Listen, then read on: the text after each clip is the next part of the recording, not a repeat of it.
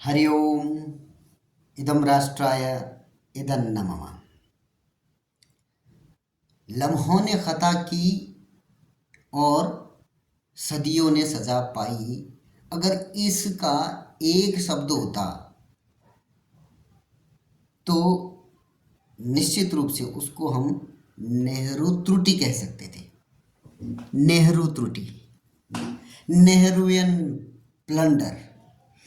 नेहरू जी की कई सारी त्रुटियों में एक जो जम्मू कश्मीर को वो बना गए त्रुटि स्वरूप, कल भारत ने बहुत भारी धन से उसका झेला है।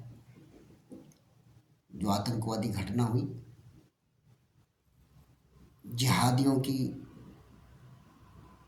निर्मम सोच, उसका नंगा प्रदर्शन हुआ, उसकी जितनी भत्सना की जाए कम है।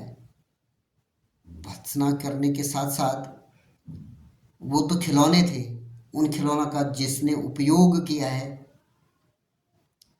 वह इतनी आसानी से पकड़ में आएगा नहीं। परंतु हमें पूरा विश्वास है कि भारत की सरकार अब इतनी सक्षम है कि वो नेहरूवियन ब्लंडर्स, नेहरू त्रुटियों को न केवल सुधार सकती है वरन उसको मिटाने की भी क्षमता रखती है। तो हमें थोड़ा धैर्य अवश्य बरतना चाहिए। आज लौटते हैं अपने पथिक संदेश लेख पाठन अभियान में। तो जिस तरीके से पाकिस्तान ने कल गलती कर दी, भारत को छेड़कर उतना भारी नुकसान पहुंचाकर, ऐसी गलती एक बार अंग्रेजों ने, ब्रिटिश राज ने भी की थी। 13 अप्रैल 1919 को जलियांवाला बाग में जो नृशंस हत्याएं की थी, उस पाप का भार इतना बड़ा कि भले ही उन्होंने कई सारी चतुराइयाँ की और भारत को टुकड़ों में बांटा, परंतु उनका यहाँ से अस्तित्व मिट गया, ये भी सत्य है। तो आज पथिक संदेश पत्रिका के लेख पाठन अभियान में आज हम उसी घटना का जो संस्मरण है उसकी चर्चा करेंगे। पथिक संदेश पत्रिका में लिखा हुआ है, स्वतंत्रता संग्राम को नया मोड़ देने वाला जलियांवाला बाग हत्याकांड। इसमें लिखा है, ऋषियों, मुनियों, महापुरुषों, गुरुओं और स्वतंत्रता सेनानियों की धरती पंजाब स्वतंत्रता संग्राम का एक प्रमुख केंद्र रहा है। देश को गुलामी की जंजीरों से आज़ाद करवाने के लिए जब देश के कोने कोने से इनकलाब जिंदाबाद के नारे गूंजने लगे तो इससे अंग्रेज घबरा गए और इस बुलंद आवाज़ को रोकने के लिए 13 अप्रैल 1919 को अमृतसर के जलियांवाला बाग में क्रूरतापूर्ण नरसंहार किया।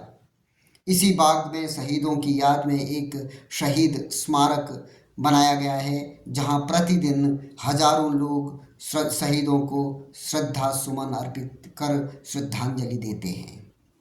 ब्रिटिश सरकार ने भारत स्वतंत्रता के राष्ट्रीय आंदोलन को कुचलने के लिए 18 मार्च 1919 को रोलट एक्ट रूपी एक काला कानून पास किया, जिसके अंतर्गत सरकार को प्रेस पर सेंसरशिप लगाने, बिना मुकदमे के नेताओं को कैद करने, बिना वारंट के लोगों को गिरफ्तार करने, उन विशेष फरमानों की सजा देने और बिना जवाबदेही के बंद कमरों में मुकदमा चलाने का अधिकार दे दिए थे। इसके खिलाफ पूरा भारत उठ खड़ा हुआ था और अप्रैल के प्रथम सप्ताह तक आंदोलन अपने चरम पर पहुंच चुका था। लाहौर और अमृतसर के सड़कें आंदोलनकारियों से भरी रहती थी। अमृतसर में आंदोलन के दो बड़े नेता डॉक्टर सत्यपाल और सैफुद्दीन किचलू को गिरफ्तार कर काला पानी की सजा दे दी गई। 10 अप्रैल 1919 को अमृतसर के उपायुक्त के घर पर इन दोनों नेताओं की रिहाई की मांग के लिए जनता ने शांतिपूर्ण प्रदर्शन किया, लेकिन अंग्रेजों ने शांतिपूर्ण विरोध करने वाली जनता पर गोलियां चला दी, जिससे तनाव बढ़ गया। अगले 2 दिन में अमृतसर को तो शांत रहा, लेकिन हिंसा पंजाब के अन्य क्षेत्रों में फैल गई। इस हिंसा को कुचलने के लिए अंग्रेजों ने पंजाब के अधिकांश हिस्सों में मार्शल लॉ लगा दिया और 12 अप्रैल को आंदोलन के कई अन्य नेताओं को गिरफ्तार करने के आदेश जारी कर दिए। ब्रिटिश अधिकारियों ने द्वारा लगाई गई दमनकारी शक्तियों का विरोध करने के लिए स्वतंत्रता के लिए जूझ रहे नेताओं ने देश के पवित्र त्योहार वैसाखी वाले दिन 13 अप्रैल 1919 को अमृतसर के जलियांवाला बाग में विरोध सभा करने की घोषणा की। पंजाब और हरियाणा के किसान विशेष रूप से रबी की फसल की कटाई के बाद नया साल मनाते हैं और इसी दिन 13 अप्रैल 1699 को 10वें गुरु श्री गुरु गोविंद सिंह जी ने खालसा पंथ की स्थापना की थी। इसलिए ये दिन सदैव भारतीयों के लिए पवित्र रहा है। शहर में कर्फ्यू लगा था, फिर भी असंख्य लोग बैसाखी के मौके पर परिवार के साथ मेला देखने और शहर घूमने आए थे। सभा की खबर सुनकर वे जलियांवाला बाग जा पहुंचे। जब नेता बाग में भाषण दे रहे थे तो ब्रिगेडियर जनरल रेजिनाल्ड डायर राइफलों से युक्त 90 ब्रिटिश सैनिकों के साथ वहां आ पहुंचा। जनरल डायर ने अपने सैनिकों के साथ जलियांवाला बाग की ओर जाने वाले एकमात्र सकरे रास्ते को बंद कर दिया। बाग में पहुंचे नागरिकों को घेर लिया और बिना किसी चेतावनी के जनरल डायर ने निहत्थी महिलाओं, बच्चों, नौजवानों, बुजुर्गों पर गोलियां चलाने का आदेश दिया। जैसे पाकिस्तान ने पहलगाम में कल करवाया था, वैसा सा पाकिस्तान ने नाम पूछकर हिंदू हो कि नहीं कल मरवाए थे। कल हिंदुओं पर नृशंस अत्याचार किए गए, क्योंकि वो मुस्लिम बहुल जो है क्षेत्र है, तो ये सुनिश्चित किया गया कि मुस्लिम ना मारे जाए। और यहाँ पर तो इनको कुछ सुनिश्चित करना नहीं था, इनके लिए तो हिंदू मुसलमान सब बराबर थे। तो इन्होंने अंधाधुंध गोलियां चलवाई। जनरल 10 मिनट में कुल लगभग 1650 राउंड फायर किए गए। 10 मिनट में बगीचे से बाहर निकलने के लिए मुख्य द्वार के अलावा और कोई रास्ता नहीं था। नरसंहार में हजारों लोग मारे गए थे, लेकिन अधिकाधिक दस्तावेजों में डिप्टी कमिश्नर कार्यालय ने 484 शहीदों की सूची डिप्टी कमिश्नर कार्यालय में 484 शहीदों की सूची है, जबकि जलियांवाला बाग में कुल 388 शहीदों की सूची है। ब्रिटिश राज के अभिलेख इस घटना में 200 लोगों के घायल होने और 379 लोगों के शहीद होने की बात स्वीकार करते हैं, जिनमें 337 पुरुष, 41 नाबालिग लड़के और 6 सप्ताह का बच्चा था। सरकारी आंकड़ों के अनुसार 1000 से अधिक लोग मारे गए और 2000 से अधिक घायल हुए।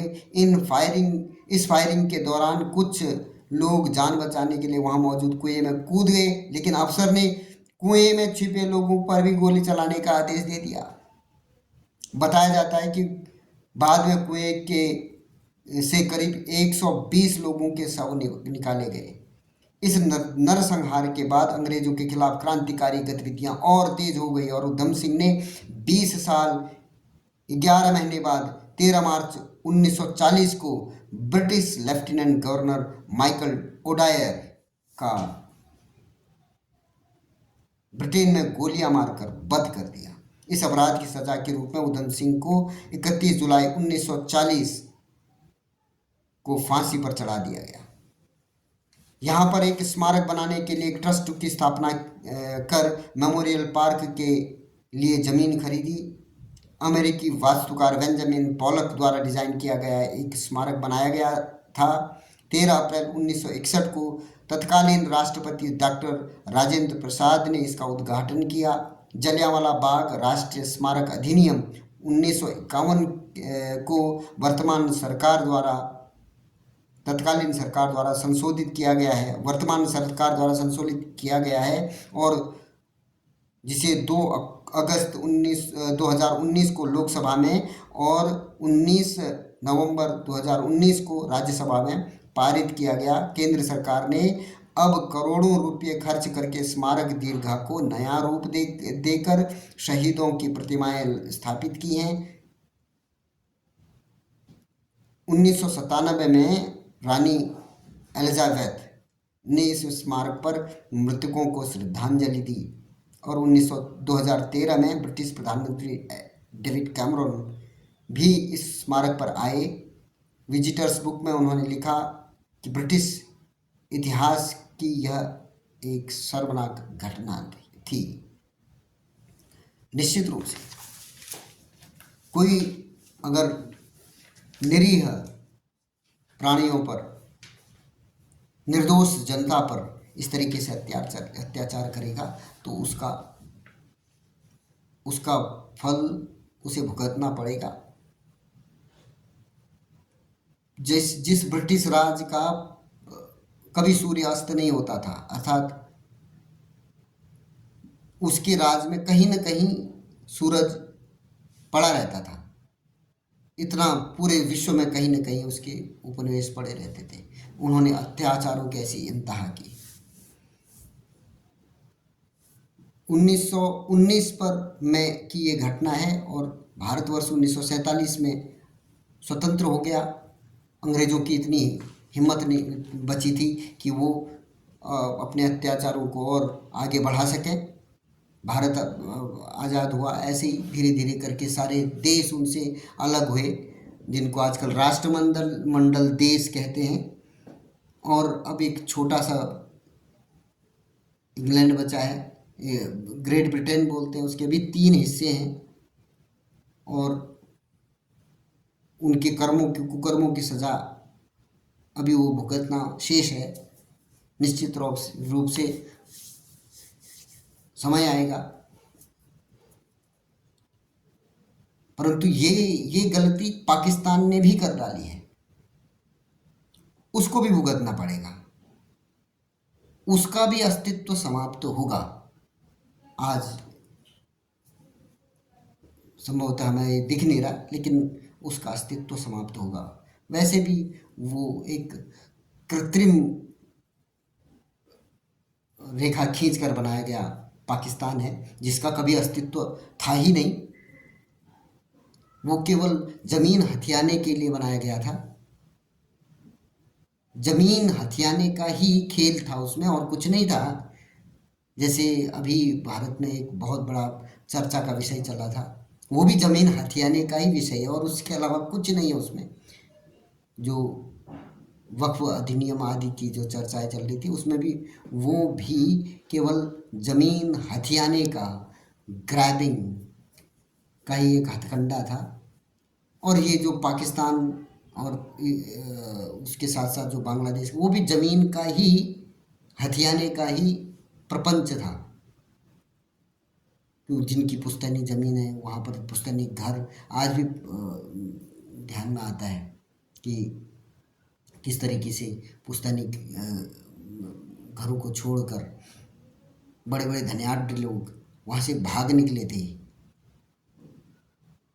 परंतु ये जो पैरोकार अपने आप को समझते हैं ना, जो जातियों के पैरोकार हैं, जिनको आज SC ST समाज बोला जाता है, वास्तव में इस जितने भी ये विभीषिकाएँ, विभाजन की विभीषिका आई, उसका सबसे ज़्यादा दंश उसी समाज ने झेला है।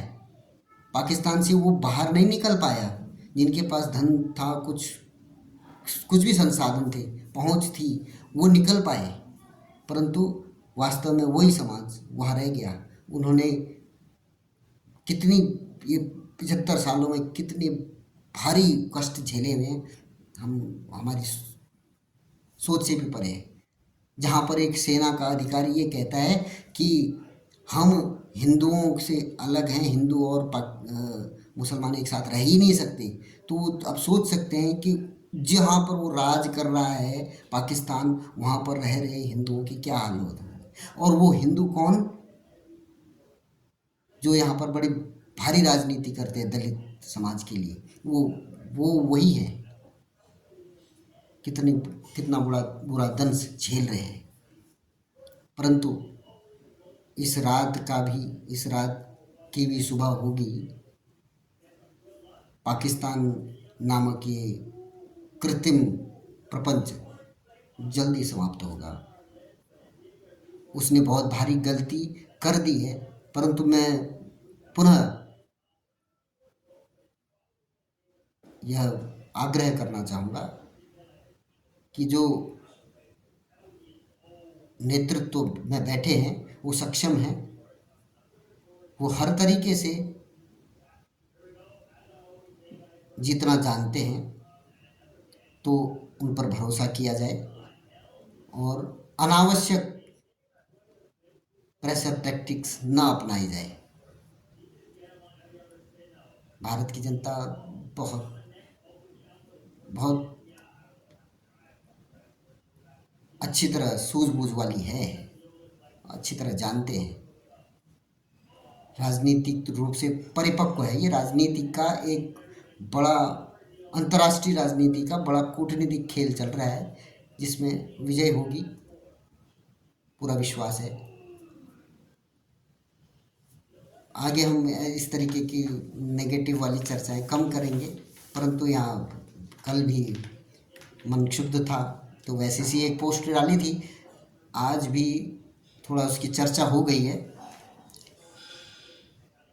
अगले अंक में पथिक संदेश लेख पाठन के अगले अंक में किसी और लेख के साथ आपके साथ